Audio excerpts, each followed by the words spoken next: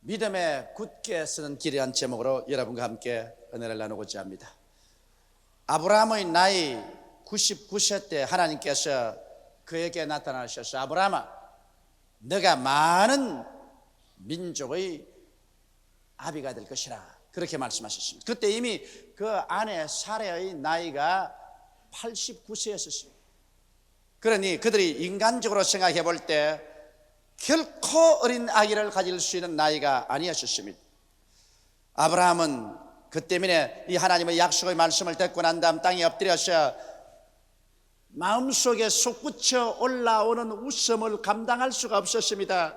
내 나이 100살이 되고 내 아내의 나이 이미 90이 되었는데 우리가 아들을 낳다니 하나님께서 우리를 웃기시는 일이 아니시겠는가?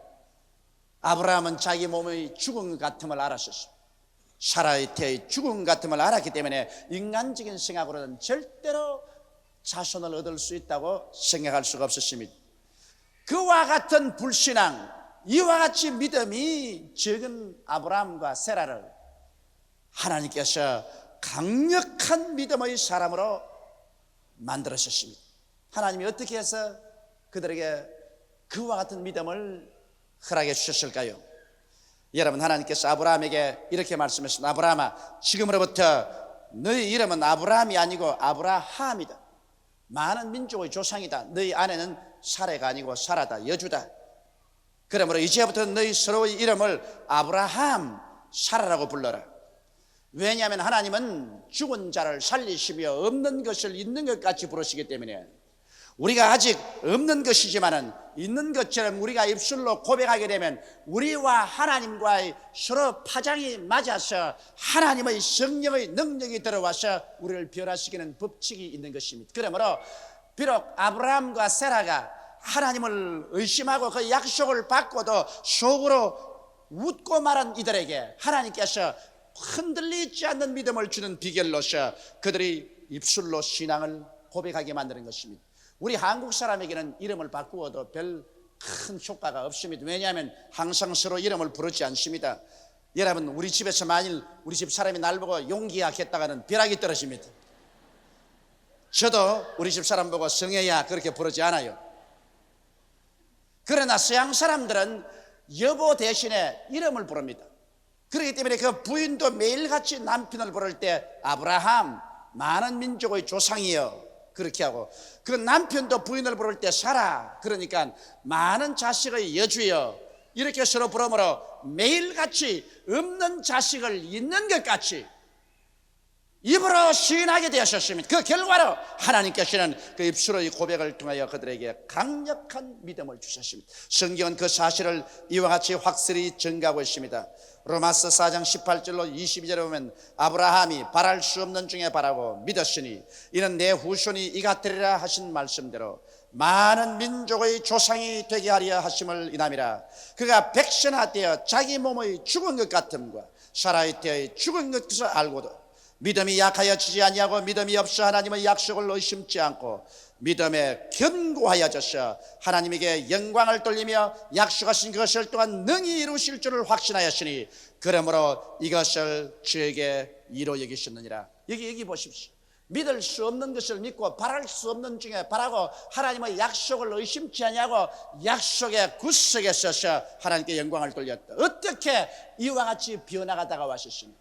하나님께서 아들을 주겠다 할 때 엎드려서 마음속으로 웃은 아브라함, 그리고 천막 뒤에서 옷깃을 입에 대고 웃었던 사라, 그 두 사람이 이와 같은 강력한 믿음을 소유하게 된 것은 그들은 없는 것을 있는 것 같이 입으로 끊임없이 시인함으로 말미암아 그 입술의 시인을 통해서 하나님께서 믿음을 넣어주게 되신 것입니다.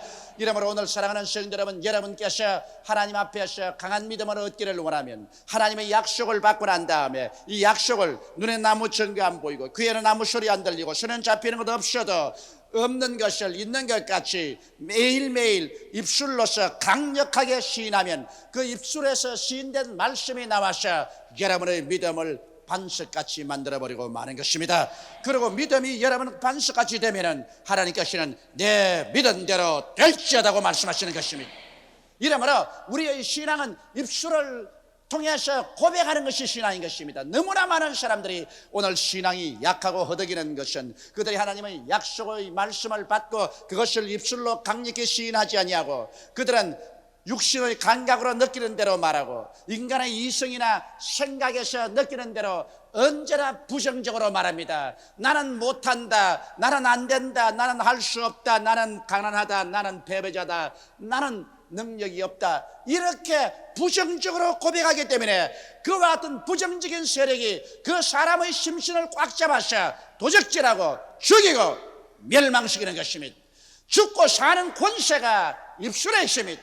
입술을 사용하는 자는 그 열매를 먹습니다. 이러기 때문에 여러분, 하나님께서는 100세가 된 아브라함, 90세가 된 사례를 통해서 자손을 주실 때 그들에게 하나님의 약속을 주시고 난 다음에 당장 이름을 바꾸어서 주야로 없는 것을 있는 것 같이 입술로 고백하게 만들므로 말미암아 믿음으로 채워주신 것입니다. 우리가 입술의 고백과 신앙생활이 얼마나 중요한 관계가 있는지 한번 알아보십시다. 첫째로 입술의 고백과 우리 하나님과의 관계를 보십시다. 하나님께서는 입술의 말씀으로 천지를 지으셨습니다. 땅이 공허하고 혼돈하며 흑암이 깊음 위에 있고 하나님의 성령이 수면에 운행하실 때 하나님께서 소매를 그지고 삽을 들고 나오셔서 산을 만들고 바다를 만들지 않으셨습니다. 하나님은 말씀하셨습니다. 빛이 있으라. 그러자 흑암이 사라지고 빛이 생겨나셨습니다. 궁창이 생겨나라. 하늘이 생겨나셨습니다. 천하의 물이 한 곳으로 모이고 묻이 드러나고 각종 열매 맺는 나무와 풀이 나타나라. 그대로 되었습니다. 하늘에는 해와 달과 별들이 생겨나라. 그러자 찬란한 천체들이 하늘을 수놓았었습니다. 공중에는 각종 새들이 나르고 바다에는 각종 어족이 생겨나라. 그대로 되셨습니다. 하나님께서 엿새째는 땅에 각종 기는 곤충들과 뛰노는 짐승들이 생겨나라고 할 때 그 말씀이 나가서 이것을 지으셨습니다. 오직 사람만은 하나님이 말씀으로 짓지 않았습니다. 사람은 하나님께서 친히 손으로 흙으로 사람을 빚어서 하나님이 친히 그 코에 생기를 불어넣어 주시니 하나님의 생명을 받아서 사람은 하나님의 형상과 모양대로 지음을 받은 인간이 되고 말한 것입니다. 그러므로 여러분, 하나님께서는 말씀으로 천지를 지으셨으므로 이 말씀이 입에서 나간다는 것은 창조적인 능력을 가지고 있습니다. 인간이 하나님 다음으로 창조력을 가지고 있는 것은 인간에게 하나님께서 말할 수 있는 능력을 주시기 때문인 것입니다. 성경에는 바로 하나님의 아들 예수님을 하나님의 말씀이라고 하셨습니다. 요한복음 1장 1절로 3절에 보면 태초에 말씀이 계시니라. 이 말씀이 하나님과 함께 계셨으니 이 말씀은 곧 하나님이시니라. 그가 태초에 하나님과 함께 계셨고 만물이 그로 말미암아 지은 바 되었으니 지은 것이 하나도 그가 없이는 된 것이 없느니라고 말하셨습니다. 여기에서 하나님의 말씀이 바로 예수님이십니다. 예수님은 하나님의 말씀으로서 육을 입고 오셨은 것입니다. 그러므로 예수님을 통해서 만물이 창조됐다고 말한 것입니다. 이러기 때문에 오늘날에 예수님께서는 이 말씀을 옷 입고 나타나시는 것입니다. 우리가 말씀을 저버리면 예수님을 저버리게 되는 것입니다. 말씀 위에 설 때 우리는 예수님과 함께 동행하는 것입니다. 제가 만일 여러분에게 죄를 용서하는 말씀을 전가하면 죄를 용서하는 예수께서 그 말씀을 옷 입고 나타나셔 죄인이 회개하고 구원받게 하는 것입니다. 또 제가 여러분에게 성령을 주시는 하나님의 역사에 대해서 설교하면 예수님께서는 성령을 주시는 능력의 그 말씀을 옷 입고 와서 여러분에게 성령을 주십니다. 제가 여러분에게 하나님이 귀신을 쫓아내며 병 고치는 역사에 대해서 말씀하면 그 말씀을 예수님께서 옷 입고 나타나셔 귀신을 쫓아내고 병을 고칩니다. 얼마 전에 어떠한 부형님 한 분이 제게 와서 이런 질문했습니다.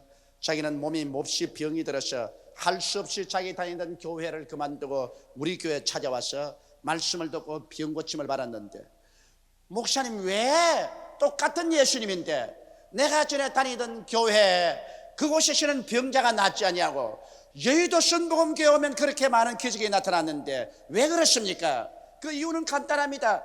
다 같은 예수님이시지만 예수님은 말씀을 옷 입고 나타나시는 것입니다.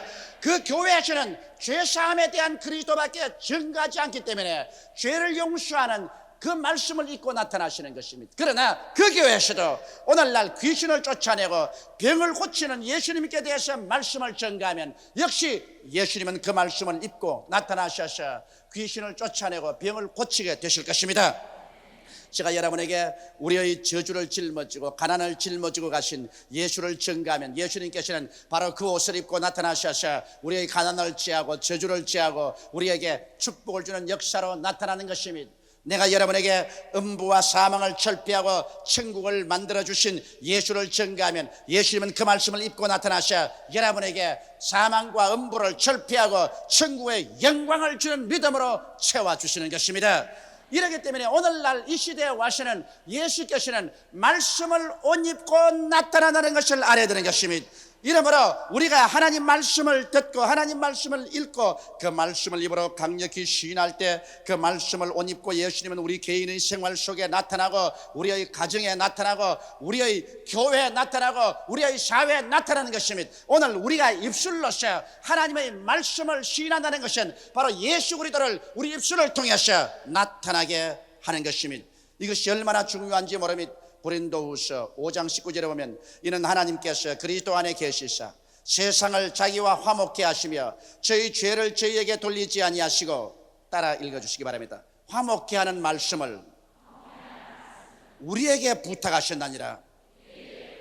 이제 하나님의 말씀이 우리에게 부탁되어 있습니다.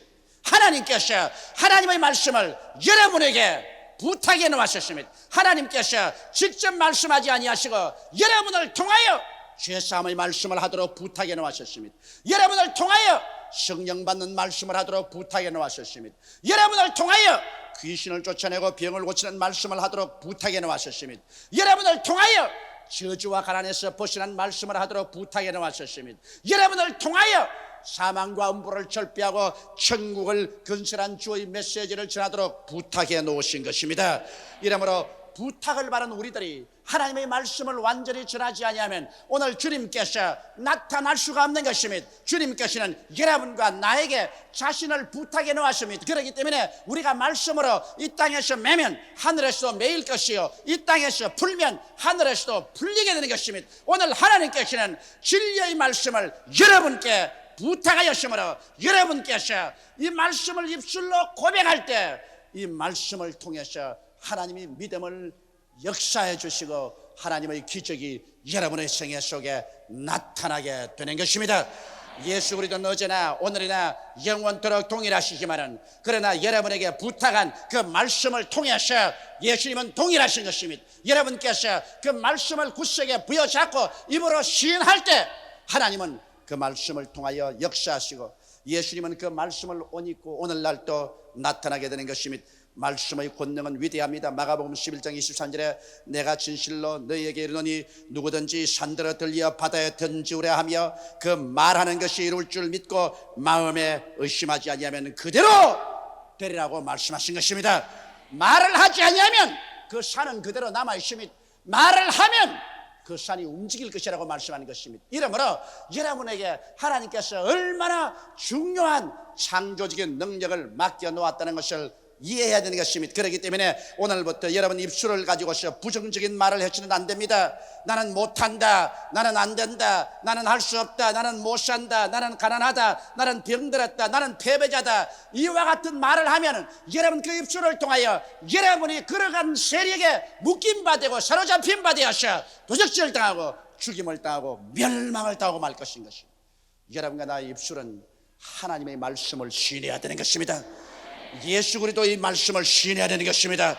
십자가를 통하여 주께서 피 흘려서 값주고 사주신 오중복음과 삼박자 축복의 약속의 말씀을 머릿속에 채워놓고 입술로 계속해서 고백하여 하나님의 역사를 풀어놓는 여러분 되시기를 주님의 이름으로 축원합니다.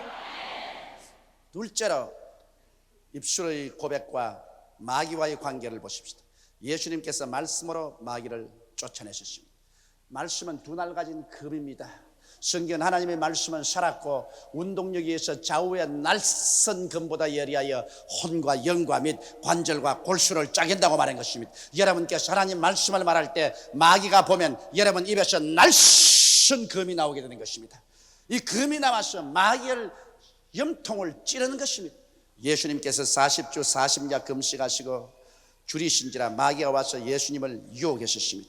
마귀가 처음 유혹한 것은 줄이신 예수를 바라보고 네가 만일 하나님의 아들이거든 이 돌들을 변하여 떡덩이가 되게 해서 먹으라고 말했습니다. 이 말은 금강산도 19경인데 먼저 구복을 채워라, 하나님의 능력을 이용해서 구복부터 먼저 채우라는 이와 같은 인본주의적인 삶을 살도록 종용을 받았습니다. 그때 예수께서 하나님이여 이 마귀를 쫓아주시옵소서 그런 말 안 하셨습니다.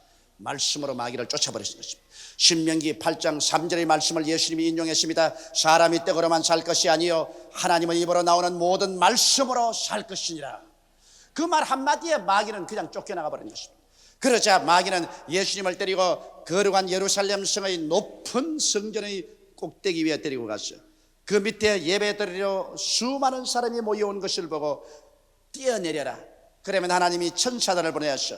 너희 발을 받들어 발이 돌에 부딪히지 않고 사뿐 내리게 할 테니 그러면 수많은 사람들이 너를 보고 감탄하라고 찬양을 하고 너를 따라올 것이 아니겠는가. 그렇게 하라.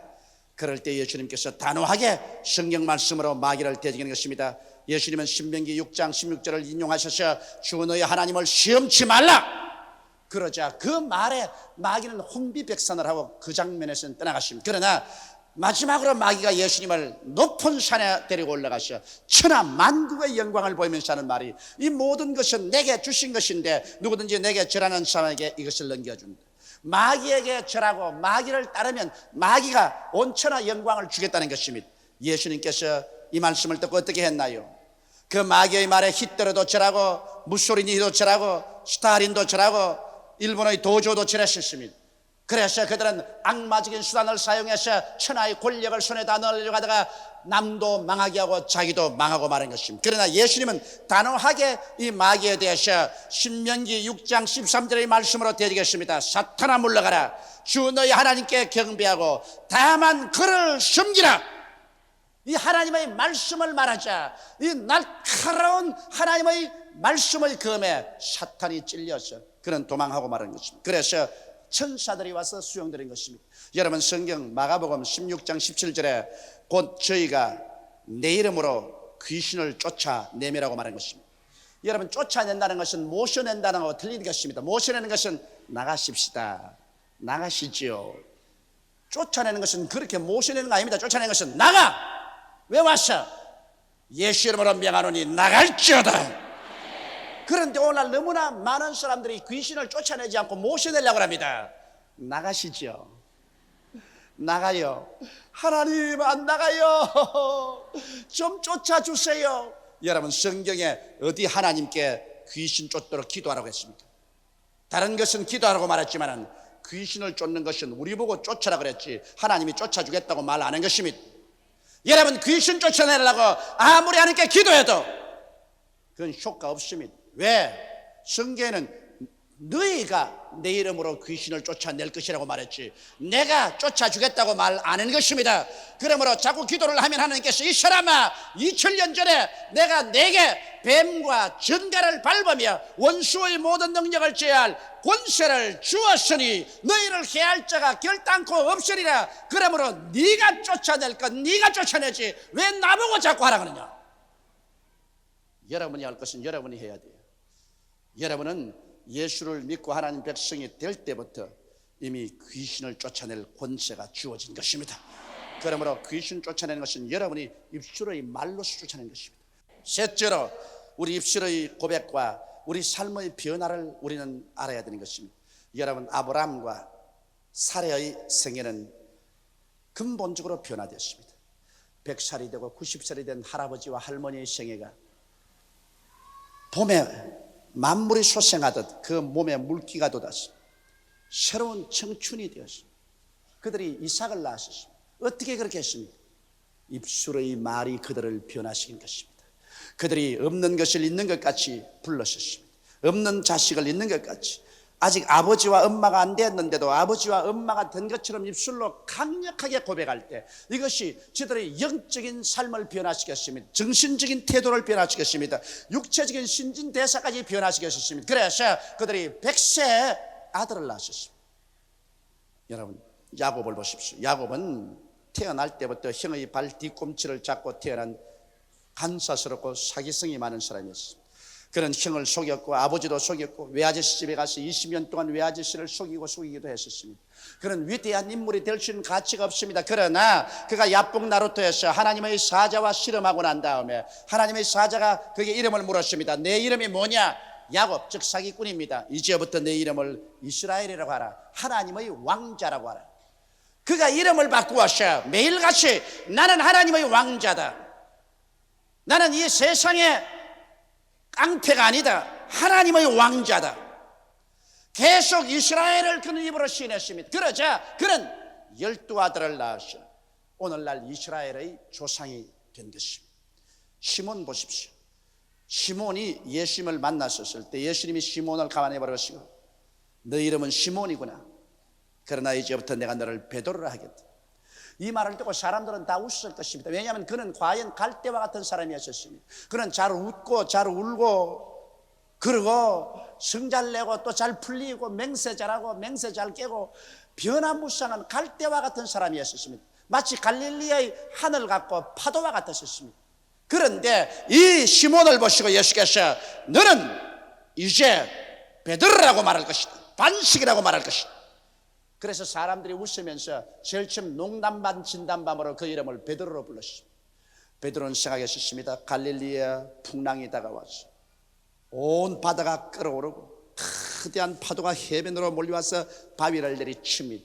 순식간에 그 물보라 밑에 바위가 삼켜버립니다. 그 바위가 녹아버릴 것입니다. 산쪽에 날 것 같은데 얼마 있지 않아 보면 물보라를 내리고 파도는 깨어지고 바위는 그대로 우뚝하게 서 있습니다. 저게 바위다.